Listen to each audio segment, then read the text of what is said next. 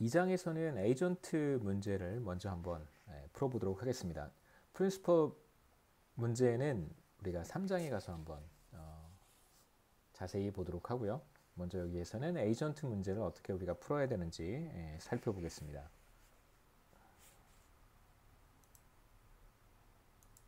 그래서 2장은 간단한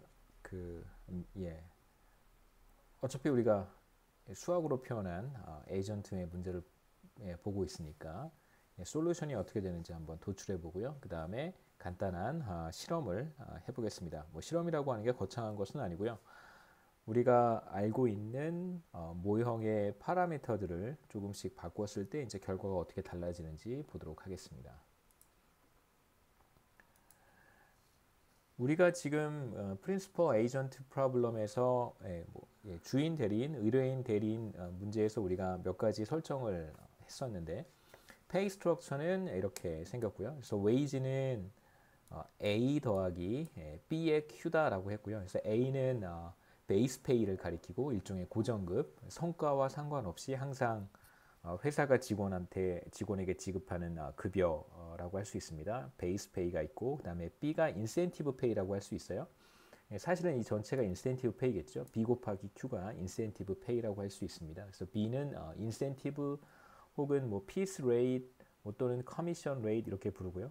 Q는 에이전트의 성과를 나타내는 성과 지표라고 할 수 있습니다. 이게 퍼포먼스 메저라고 하는 표현을 종종 쓰는데요. 우리가 여기에서는 이런 표현을 잘 쓰진 않아서 퍼포먼스 메저라고 하고요. 성과 지표라고 보통 우리가 읽습니다.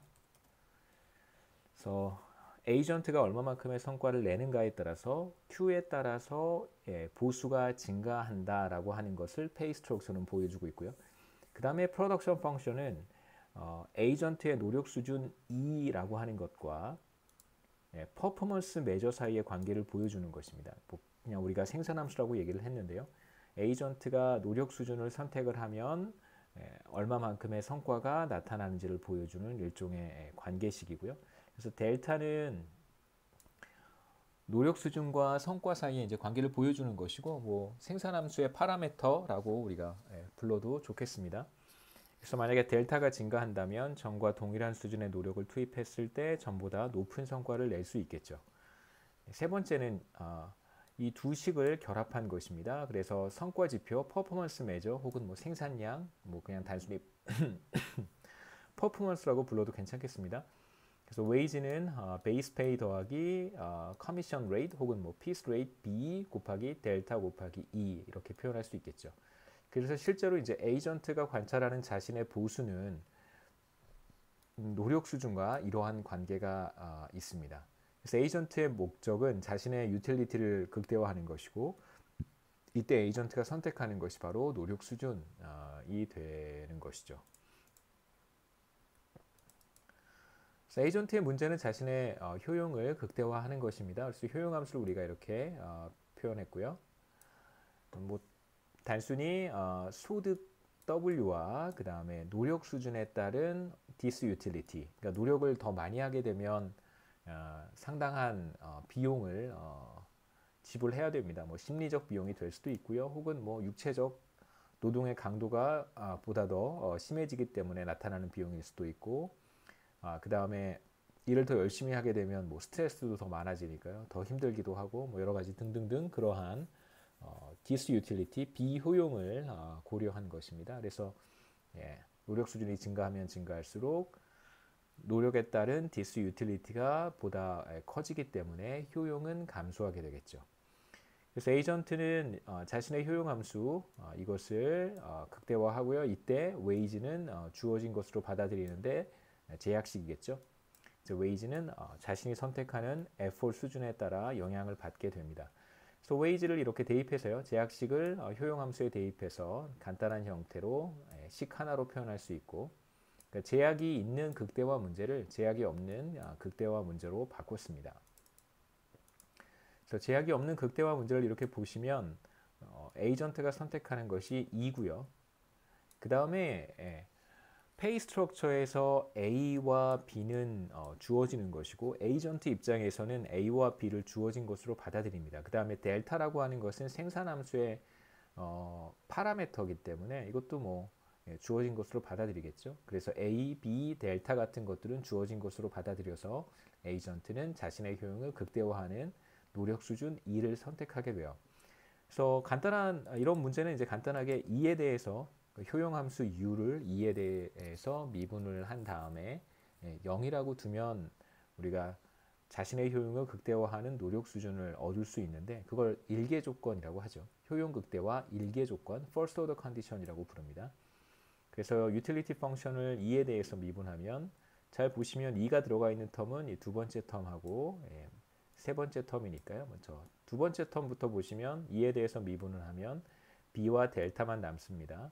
그 다음에 여기를 2에 대해서 미분하면 제곱의 2가 앞으로 내려와서 2분의 1하고 곱해지면 1이 될 테니까요. 남는 것은 2, F 2만 남습니다. 이걸 0이라고 두면 이게 바로 효용 극대화 일계 조건이라고 우리가 얘기를 하고요. 일계 조건. 그래서 2에 대해서 정리해 보면 F를 우리가 구할 수 있습니다. 에이전트가 자신의 효용을 극대화하기 위해서 선택하는 노력 수준은 결국 뭐와 같냐면 B 곱하기 델타와 같은데 여기서 B는 아까 제가 말씀드렸던 페이 스트럭처에서 페이에서 퍼포먼스에 따라 비례해서 증가하는 급여 수준 그것을 보여주는 일종의 기울기 또는 구체적으로 얘기하면 피스 레이트 아니면 커미션 레이트 보수율이라고 부른다고 했습니다. 그래서 B가 여기 들어있고요. 그 다음에 이제 델타 생산성을 보여주는 생산함수의 생산성을 보여주는 파라미터 델타도 들어가 있습니다. 자, 이걸 우리가 어떻게 보다 더 뭐 경제학적인 관점에서 해석할 수 있을지 한번 생각해 보겠습니다. 자, 이게 바로 효용 극대화 일계 조건이었었는데요. 잘 보시면 B와 델타는 뭘 미분해서 얻은 것이냐면 다시 한번 효용 함수를 써보겠습니다. 여기에 A 더하기 B 델타의 2 마이너스 2분의 1의 F5의 제곱이었었는데 이게 효용 함수였었는데요. 이 앞부분은 뭐에서 온 거냐면 이제 wage에서 온 것이고요. pay에서 왔고 이쪽은 효용 함수에서 노력에 따라 에이전트가 부담해야 되는 심리적 비용이라는 의미에서 효용의 디스유틸리티라는 표현을 제가 썼습니다. 효용 함수에 이제 존재했던 부분인 것이죠. 잘 생각해 보면 에이전트가 노력을 한 단위 추가로 투입하게 되면 이제 두 가지 효과가 나타나는데 첫 번째 효과는 노력을 한 단위 늘리게 되면 자, 일을 한 단위 더 투입해요. 그러면 퍼포먼스가 증가합니다. Q라고 우리가 불렀는데 퍼포먼스가 얼마나 증가하냐면 델타만큼 증가해요. 우리가 첫 슬라이드에 돌아가지는 않겠습니다만 퍼포먼스라고 하는 것은 생산함수는 이렇게 결정이 되잖아요. 그래서 effort 수준 곱하기 델타예요. 에이전트가 투입하는 노력 수준 곱하기 델타가 바로 퍼포먼스가 되는데 자신의 퍼포먼스가 되는데 일을 한 단위 추가로 늘리면 퍼포먼스는 델타만큼 늘어나게 됩니다. 자, 그 다음에 페이 스트럭처를 다시 한번 보시면 페이 스트럭처는 베이스 페이와 커미션 레이트 곱하기 퍼포먼스인데요. 에포트를 한 단위 늘렸어요. 그러면 퍼포먼스가 델타만큼 늘어나게 되고 Q가 델타만큼 늘어나게 되면 여기서 Q가 이제 델타만큼 늘어나는 것이죠. 그렇게 되면 웨이지는 얼마나 늘어나냐면 웨이지는 델타 곱하기 B만큼 늘어나겠죠. 그래서 델타만큼 늘어나게 되고 퍼포먼스가 델타만큼 늘어나면 죄송합니다. 페이는 델타 곱하기 B만큼 늘어나요. 그게 바로 여기에 나타납니다. 에포트를 한 단위 추가로 투입했을 때 추가로 얻게 되는 보수이기도 한데 여기에서 보시면 이제 보수가 직접적으로 효용을 결정하잖아요. 그러니까 뭐 예를 들어서 제가 보수가 100만 원인데 100만 원에서 101만 원으로 올라가면 효용이 그냥 1만 원 증가했다라고 우리가 해석하는 것입니다. 그러니까 급여 수준과 효용 수준이 이제 동일한 걸로 우리가 간주하는 것이죠.